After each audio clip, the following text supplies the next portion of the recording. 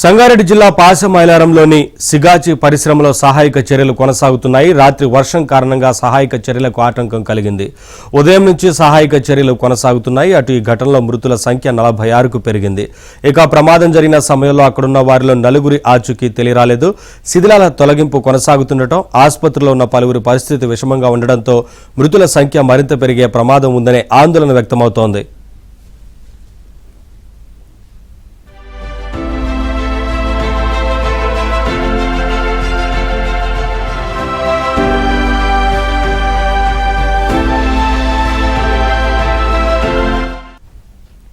ప్రమాద స్థలికి సమీపంలో ఎక్కడ చూసినా మాంసపు ముద్దలు, బూడిద కుప్పలే కనిపిస్తున్నాయి. ఇప్పటిదాకా దొరికిన మృతదేహాలను పటాన్చెరు ఏరియా ఆసుపత్రిలోని మార్చురీలో ఉంచారు. గుర్తించలేనంతగా కాలిపోవడంతో ఏ మృతదేహం ఎవరిదో తెలియని పరిస్థితి నెలకొంది. దీంతో అన్ని మృతదేహాలకు పోస్టుమార్టంతో పాటు DNA పరీక్షలు నిర్వహిస్తున్నారు. పేలుడు తీవ్రతకు ఫ్యాక్టరీ గోడలు కూలి మంటల్లో చిక్కుకొని కాలిన గాయాలతో చనిపోయిన వారిని కుటుంబ సభ్యులు గుర్తించగలిగారు. కాసేపట్లో ప్రమాద స్థలిని Congress incharge Meenakshi Natarajan, PCC chief Mahesh Kumar Goud పరిశీలించనున్నారు.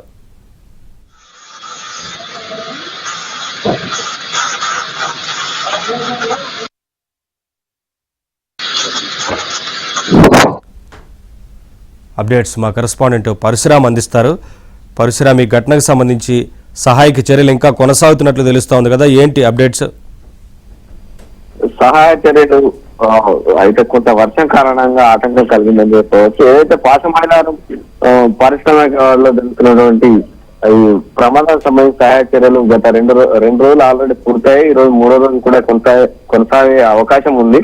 అయితే ఉన్నతాధికారులు ఇంకా ఇక్కడికి చేరుకోకపోవడం వల్ల ఈ రోజు కొంత సహాయ చర్యలు, అదేవిధంగా వర్షం ఆటంకం కారణంగా కొంత విరామం ఇచ్చినట్టు తెలుస్తుంది. నిన్న సాయంత్రం నుంచి కూడా సహాయ చర్యలు పూర్తిగా నిలిపివేశారు. అయితే దాదాపుగా ఆ సహాయ చర్యలు కూడా పూర్తయినట్టుగా అక్కడ ఉన్నటువంటి సిబ్బంది చెబుతున్నారు. అయితే ఉన్నతాధికారుల నిర్ణయం మేరకు మళ్ళీ ఏం చేయాలనే విషయంలో ఇంకా స్పష్టత వచ్చే అవకాశం ఉంది. ఇప్పటి వరకు 45 మందిగా మృతుల సంఖ్యను తెలిసడం జరిగింది. అయితే అధికారికంగా మాత్రం ఇంకా వాళ్ళు ఎలాంటి లెక్కలు కానీ అందించినటువంటి పరిస్థితి లేదు. కేవలం చనిపోయిన వారి మృతదేహాలు ఎవరైతే అక్కడ పరిశ్రమ వద్ద మృతదేహాలు లభ్యమో వారిని తీసుకెళ్లి పోస్ట్ మార్టం చేసిన తర్వాత ఇప్పటి వరకు 13 మందిని అప్పచెప్పడం జరిగింది. ఆ కుటుంబీకులకు వారిని స్వస్థలాలకు పంపించడం జరిగింది.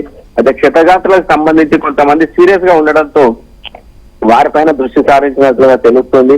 కొంతమంది 30, 40%, 50% వరకు కాలిన గాయాలతో ఉన్నటువంటి వాళ్లకు కొంత వాళ్ళ పరిస్థితి విషమంగా మారిందని తెలుస్తుంది. దాంతో వారిని మెరుగైన చికిత్స కోసం ఇంకా పెద్ద ఆసుపత్రికి తరలించే అవకాశం ఉంది. అయితే గత 2 రోజులుగా సాగుతున్నటువంటి సహాయ చర్యల్లో కొంత నిన్న రాత్రి నుంచి వర్షం కారణంగా విరామం ఇచ్చారు. ఈ రోజు కూడా మరి సహాయ చర్యలు చేపట్టేందుకు రంగం సిద్ధమైనప్పటికీ ఇంకా ఉన్నతాధికారుల ఆదేశాల కోసం వాళ్ళు వేచి ఉండడం జరిగింది. ఆ ఉన్నతాధికారులు వచ్చి ఇక్కడ పరిశీలించిన తర్వాత మళ్ళీ సహాయ చర్యలు ప్రారంభమయ్యే అవకాశం ఉంది. Thank you Parashuram.